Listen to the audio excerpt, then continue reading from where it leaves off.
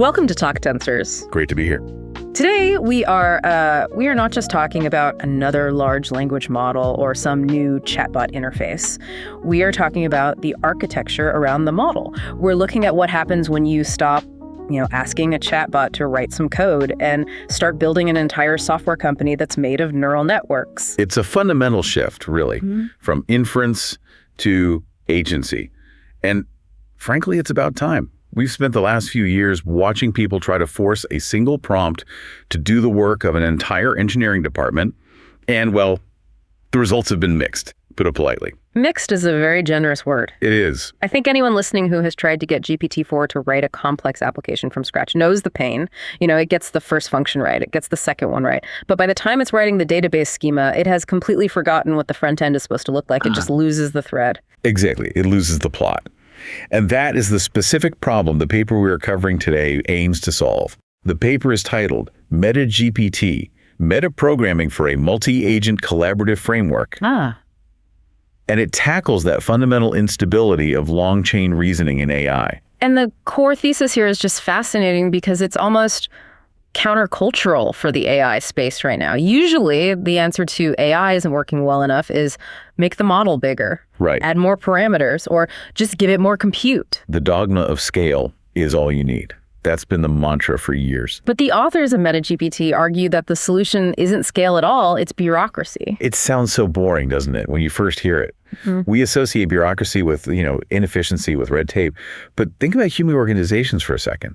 How do we build an operating system? How do we build a skyscraper? We don't just put one genius in a room and say, go. No, that would be chaos. It would be total chaos. Yeah. We build a hierarchy. Right. We have product managers. We have architects, engineers, QA testers. We have standard operating procedures, SOPs.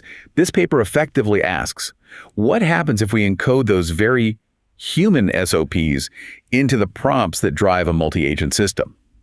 So on this deep dive, we're going to tear this paper apart. We'll look at why the chat model, which everyone was obsessed with last year, fundamentally fails for complex tasks. Oh, absolutely. We'll break down the specific roles in this virtual company. They even give them names: Alice, Bob, Eve, Alex. We'll look at the shared message pool architecture, which is a really clever bit of engineering. And of course, we'll look at the benchmarks where they claim to absolutely crush existing frameworks like Auto-GPT. And we should definitely spend some significant time on the executable feedback loop. Yes. Because that is the mechanism that actually stops the hallucinations from spiraling out of control. It's the difference between an agent that thinks it coded something and an agent that knows it coded something because it actually ran it. Absolutely. But let's start with the problem itself. Let's set the stage. Before MetaGPT dropped, we had things like Auto-GPT, we had baby AGI, we had this general idea of chaining. Why did those systems struggle so much to ship actual production code? What was the real bottleneck? It comes down to a concept the paper calls cascading hallucinations. Yeah. But to really understand that, you have to look at the math of probability that underpins these models. An LLM is, at its heart, probabilistic. When it generates a token, a word, there's always a small chance of error or ambiguity. It's never 100% certain. Right. It's a prediction machine, not an oracle. It's just guessing the next most likely word. Precisely. Now, in a single task, that's usually fine. You can correct it. It's a small error. But in a chain, let's say agent A has a 90% accuracy rate, which is pretty good. It passes its output to agent B. Agent B also has a 90% accuracy rate. But agent B is now working off of agent A's potentially flawed output. So the errors compound on each other. It's an exponential decay of accuracy. You've got 0.9 times 0.9 times 0.9. Exactly. You've nailed it.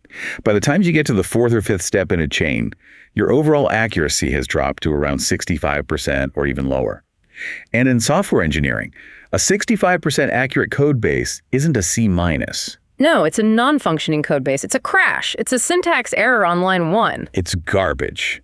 And that was the state of play.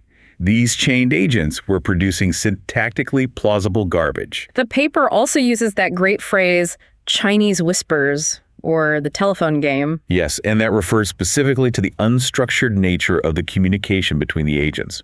In those earlier frameworks, like the first versions of ChatDev or just raw multi-agent chat, the agents were literally chatting with each other. If you look at the logs, it looks like a Slack channel. Hey, can you fix this bug? Sure, I'll take a look at it now. I hope this email finds you well, said the robot to the robot. Yes, all that idle chatter, and that is absolutely deadly for two big reasons. The first one is tokens. Of course. The context window. Context windows are expensive, and they are finite.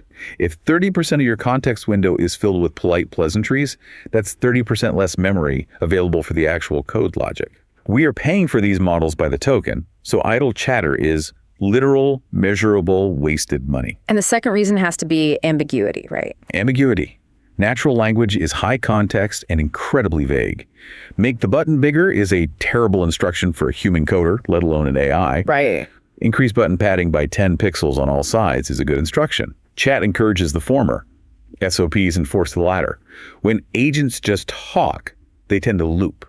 They get stuck in what the paper calls infinite loops of messaging or assistant repeated instructions where they just agree with each other endlessly but never actually write the file. Sounds good. Great plan. Let's do it. And then nothing happens. Nothing. So this brings us to the whole meta-programming aspect of the paper's title. The authors realized that to get good code out, you need structured data in. You can't just have agents vibing with each other. They need to be filling out forms. That's a perfect way to put it. They need to be producing artifacts, not just messages. Okay, so let's walk through this virtual company. The paper outlines this software company metaphor that is implemented strictly through, well, very clever prompt engineering. They define 5 core roles, and I want to get specific here. We aren't just talking about giving an agent a persona. We are talking about specific prompt constraints that define inputs and outputs for each role. Right. This is much more rigorous than just saying you are a helpful assistant. It starts with the product manager. For simplicity, let's call the role Alice. Okay, so Alice the PM. In a typical single agent setup, if I say build a snake game, the model just starts writing Python code. It jumps straight to the solution. What does Alice do differently? Alice is forbidden from touching the code. Alice's constraint is that she has to act like a real-world PM. She takes that one-line request, build a snake game, and performs a specialized analysis. She generates a product requirement document, or a PRD. Okay, break down the PRD for us. What are the fields? Why do we care about a document at this stage? Because the document forces structure. It's a structured text object. It requires a product goals section. It requires user stories. As a player, I want to see my score increase when I eat an apple. Standard agile stuff. Yes. But the most interesting part, I think, is the competitive analysis section. The prompt actually forces Alice to search for similar existing products and list their pros and cons. Wait, she actually searches the web? Yes. Assuming the agent has web search tools enabled, she will look at the landscape. But even without a live search, she can pull from her vast training data to understand what a snake game usually consists of. And here is the kicker. She produces a competitive quadrant chart. A chart? You mean like a visual chart? A text-based representation of a chart. Imagine a graph where the x-axis is ease of use and the y-axis is fun factor or something similar. Alice has to place our new snake game in that top right quadrant and then place existing snake game A somewhere else, like in the middle. Now, a skeptic listening might say, hold on, Alice is just hallucinating that analysis. She doesn't actually play other games, it's just text generation. And that's a fair point. She is absolutely hallucinating the specific data points in the sense that she isn't conducting a real focus group. But the act of generating that chart forces the model to attend to specific dimensions of the software quality, speed, user experience. It grounds the entire context. It primes the latent space of the model to focus on high-quality traits. So it's not about the data being real, it's about the cognitive exercise. Exactly. It prevents the model from treating this as a simple throwaway toy problem. It sets the bar. It says, we are building something that is supposedly better than the competition. It defines the mission. Okay, so Alice produces this PRD. It's a clean, structured document. No, hey, how are you? Just pure requirements. Yeah. Who gets it next on this assembly line? It goes to Bob, the architect. Bob. Good old Bob, the architect. This is a crucial handoff. In a chat-based model, the PM would just say something vague like, hey, Bob, let's build this. Here, Bob receives the PRD as a formal, structured input. And Bob's job is translation. Yeah. Pure translation. He has to translate human requirements from the PRD into technical specifications. He doesn't write any of the final code files yet. He produces system design diagrams. And when you say diagrams, are we talking about things like mermaid charts or graph viz that can be rendered? Exactly. The paper highlights that Bob uses standardized diagramming languages in text. He defines the data structures. For the snake game, he would output something like, we need a snake class. It needs a length attribute, which is an integer, a direction attribute, and a move method. He also produces sequence flowcharts. Why is the sequence flowchart so important at this stage? Because code is temporal. It happens in time. A user's interaction flows through the system. User clicks start button. Game loop initializes. Snake appears on screen. If you don't map out that sequence before you start coding, you end up with what we all call spaghetti code logic that jumps around randomly, functions calling each other in a messy, unpredictable way. So Bob effectively solves the logic puzzle before the syntax puzzle even begins. He does. And this prevents that classic issue where a coder writes main.py but forgets to import a necessary library or assumes a function exists that hasn't been written yet. Bob's work minimizes that. How so? Because Bob also defines the interface design. He literally lists every single file that needs to be created, like game.py, utils.py, constants.py, and he specifies the public functions that should be in those files. This effectively prevents what the paper calls irrelevant or missing content. If it's not in Bob's blueprint, it doesn't get built. So Bob hands off a detailed blueprint, a literal file list, and an API specification. So who's next? That would be Eve, the project manager. Eve is the unsung hero of this whole process. In a lot of other AI agent frameworks, the project manager role is just a cheerleader or maybe a summarizer. Right. It just says, great job, team. Exactly. But in MetaGPT, Eve has a very specific, very technical job. Task decomposition. She breaks the blueprint down into tickets like you would in Jira or Asana. She basically builds a dependency graph. She looks at Bob's file list. She sees that game.py has a line import utils. Logic dictates you must write utils.py first. If you try to write game.py first and you try to run it for testing, it will fail immediately because the dependency doesn't exist yet. Eve figures out that order. She orders the tasks logically. That is a huge, huge failure point for something like Auto-GPT. I've seen it happen. Auto-GPT would often try to build the roof of the house before the foundation was poured because it didn't have this explicit dependency analysis step. Right, because Auto-GPT is goal-oriented, not process-oriented.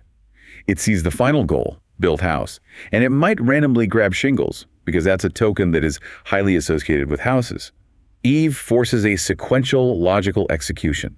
She outputs a strict numbered task list. So finally, after all this planning, we get to the builder, Alex, the engineer. Alex. Yeah. The workhorse. But I want you to notice how much easier Alex's job is now compared to just giving a raw prompt to GPT-4. Oh, worlds apart. He's not being asked to make a game. No. He's being told, write the file utils.py. Here's the exact class structure for it, as defined by Bob. Here are the user stories it needs to satisfy, as defined by Alice. And here's the standard you must follow, PP8, modular, readable. It's a constrained generation task. The scope is incredibly narrow. Precisely. And by narrowing the scope, you dramatically raise the probability of success. It's so much easier for an LLM to implement this specific function signature than it is to solve this abstract problem. The context window is focused on just this one file and its immediate dependencies. All the other noise is gone. But Alex isn't perfect. I mean, LLMs still make silly syntax errors. They miss imports. They hallucinate variables that don't exist. And this is where we get to the final role, the QA engineer and the executable feedback loop. This is, in my opinion, the technical leap that makes this paper so important. This is the difference between a cool theory and a practical tool. So explain the mechanism. How is it different from just asking GPT-4, is this code right? Can you review it? When you ask GPT-4, is this code right? It uses the same neural pathways, the same internal logic that it used to write the code in the first place. It's prone to the exact same blind spots. It's marking its own homework. It is. It's static analysis. It's just reading text. If the model incorrectly believes that 2 + 2 = 5, it will write 5, and then it will review its work and say, yes, 5 is the correct answer. It confidently validates its own hallucination. Exactly.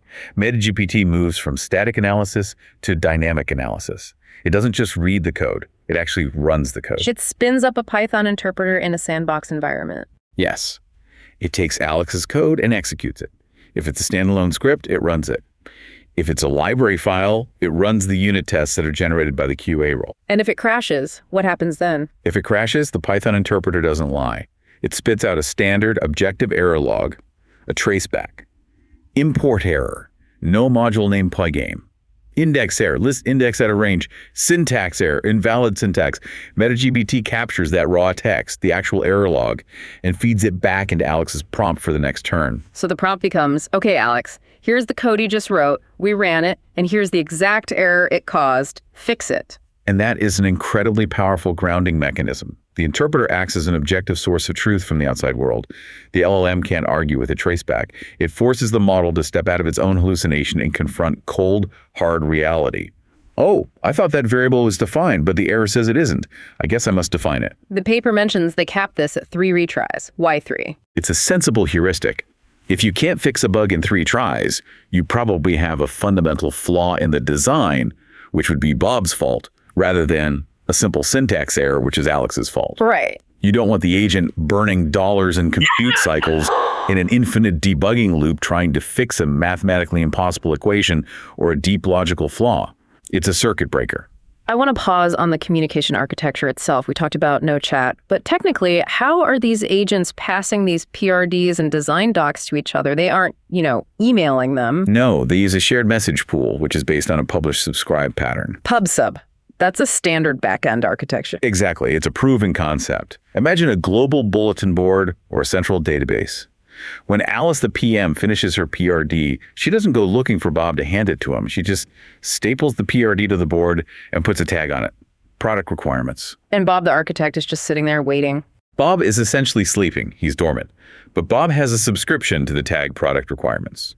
As soon as a message with that tag hits the board, Bob wakes up, pulls the data, does his job, and then he posts his system design document to the board with the tag system design. And Alex, the engineer, is subscribed to the system design and tasks tags. Right, and this is key because it decouples the agents from each other. It means Alex doesn't need to read Alice's competitive analysis. He doesn't need that high-level business context. He keeps his own context window clean and focused. It solves the n-squared communication problem. If you have 5 agents and they're all chatting with each other, you have, 10 possible communication lines? It becomes a mesh of noise. With PubSub, you just have one central bus. It's incredibly efficient. And it mimics how large, effective software teams actually work. Engineers don't sit in the marketing strategy meetings. They shouldn't. It's noise to them. The shared message pool ensures that agents only receive information that is directly relevant to their specific role and task. Yeah. So that's the theory. The factory, the bureaucracy, the assembly line, it all sounds great on paper. But does it actually work? Let's talk numbers. The benchmarks are pretty stark. They tested this against the standard coding benchmarks, Human Eval and MBPP. Just to orient the listener, Human Eval is that set of 164 Python problems that OpenAI released, right? Correct. They're algorithmic puzzles. Things like write a function to reverse a string or find the longest common subsequence. They test pure coding logic. So how did MetaGPT score on Human Eval? It hit 85.9%. Pass at 1. Pass at 1. So that means it got the problem right on the very first try through the entire system. No retries needed. Yes. For context, vanilla GPT-4, just by itself, usually scores in the high 60s or low 70s on these benchmarks without any of this kind of scaffolding. So it's a significant boost. But the really interesting comparison for me is on their custom benchmark, which they called software dev. Right. Why did they feel the need to create a whole new benchmark? Because, let's be honest, reverse a string isn't software engineering. It's a lead code puzzle. It doesn't test architecture or dependency management or class design. It's a single file, single function problem. Exactly. They wanted to test systems. So they created 70 tasks that were more like real-world projects. Write a Flappy Bird clone, build a CLRUD task manager, create a data visualization dashboard, make a calculator app. Real mini applications, things you might actually find on the App Store 15 years ago. Precisely. And they compared MetaGPT against a whole suite of other frameworks, Auto-GPT, LangChain, Agentverse, and ChatDev. And Auto-GPT was the darling of the internet for a month. Everyone thought it was the first sign of AGI. How did it do on this harder test? It was a bloodbath.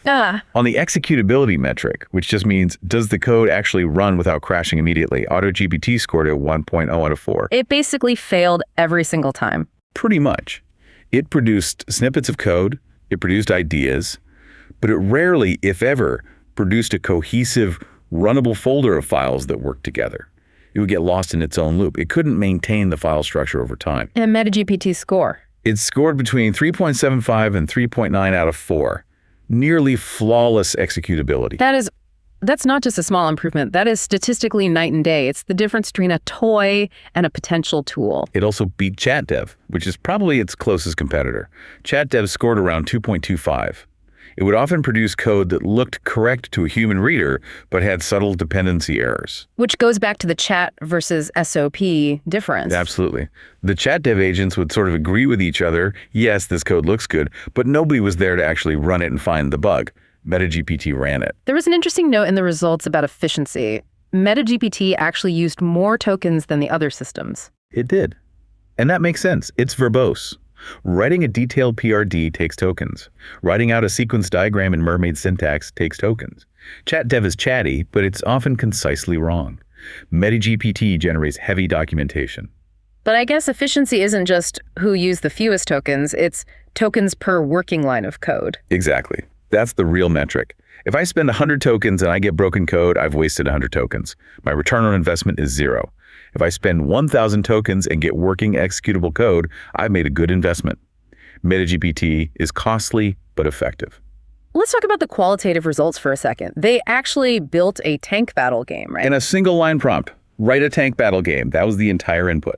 And from that, the system inferred that it needed a keyboard listener for movement, a class for bullets, a class for enemies, a scoring system. And it successfully implemented the Pygame library to handle all the graphics rendering. That's the part that really impresses me.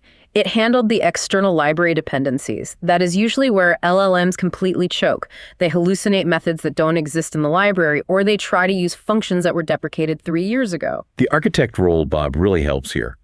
By explicitly listing the required APIs in the design phase, it seems to ground the hallucinations. The model retrieves the correct API signatures from its training data before it tries to implement them. The paper notes that MetaGPT was able to handle image assets by just using colored rectangles, but still, and sound logic, whereas other agents just produce that dreaded spaghetti code. Spaghetti code! The bane of my existence as a programmer. Logic scattered everywhere, global variables being modified from 12 different files, missing dependencies, a total mess. MetaGPT produced modular clean code because Bob the architect forced it to be modular from the very beginning. Okay, we've been praising this architecture for a good 20 minutes now. It sounds almost perfect. But we have to be real here. Talk Tensors is about intellectual honesty. What are the blind spots? Where does MetaGPT break down? The paper is, to its credit, refreshingly honest about its own limitations. The biggest one they cite is UI UX. So it makes ugly apps. It makes engineer-designed apps. Yeah. LLMs are fundamentally text-based creatures. Describing good visual design in text is incredibly, incredibly hard. Make it pop means nothing to a tokenizer. Right. Use a pleasing color palette. Usually just results in standard red, green, and blue. So you get gray buttons and default system fonts. Where you get overlapping text boxes or buttons that are half off the screen. Visual debugging is not part of the feedback loop. The Python interpreter can catch a syntax error, but it can't tell you this button is ugly and in the wrong place. For that, you would need a multimodal agent that can actually see a screenshot of the app it's building. Which is the next frontier of research, for sure. But MetaGPT, as described in the paper, doesn't do that. It's strictly focused on code logic. Okay, what about complexity? Can it build the next Facebook? Can it architect a distributed cloud system? No, absolutely not. The context window limits still apply. Even with the pub sub filtering to reduce noise, if the system design document for a massive project becomes 50 pages long, the engineer agent will start forgetting things from the beginning. We call this the lost in the middle phenomenon. If the PRD is too long, the important nuances get lost in the noise. So it's good for building microservices or scripts or mini games, but it's not going to build a massive monolith for you. Exactly. It helps you build the individual bricks. You still need a human architect to put the bricks together to build the cathedral. And finally, they mentioned that infinite loops aren't totally gone. They're reduced, but not eliminated. If Bob the architect designs a system that is logically impossible, like a circular dependency that can never be resolved, or logic that just plain contradicts itself, then Alex the engineer will try 3 times, fail 3 times, and then the system just stops. It can't manage up. The engineer can't go back and tell the architect, your blueprint is trash and makes no sense. That's a very human corporate problem too, isn't it? The engineer knows the design is bad, but they have to try and build it anyway. Painfully so. The old rule of garbage in, garbage out still applies. It just applies to Bob the architect's output now. I want to zoom out for a moment and look at the lineage here, the history. A while back, we had the generative agents paper, the one with the simulated Sims town. The simulacra paper, yeah. Right. And that was all about simulating social behavior. Agents having parties, waking up, making coffee, remembering things. Then we had Voyager, the Minecraft agent, which was about embodied exploration and learning new skills in a world. MetaGPT feels like the third pillar in that progression. Yep. It's production. It's not trying to be human, and it's not trying to explore a world. It's trying to produce a useful artifact. It's the industrialization of the agent framework. It's moving from the playground to the factory floor. A great way to put it. The authors themselves use the term natural language programming. Unpack that for us. What does that mean? Well, think about the history of programming. We used to program in binary. Then we invented assembly. Then C. Then Python. Each step of abstraction moved the language closer to human thought. The thesis here is that the final layer of abstraction is just English. We are programming the organization in English by defining the roles and the SOPs, and then the organization programs the code in Python. The title of the paper makes more sense now. Meta-programming. You're programming the process that does the programming. It actually goes back to the 1960s. There was a system called PRW in 1969, writing programs to write programs, but they didn't have the intelligence engine. Now we do.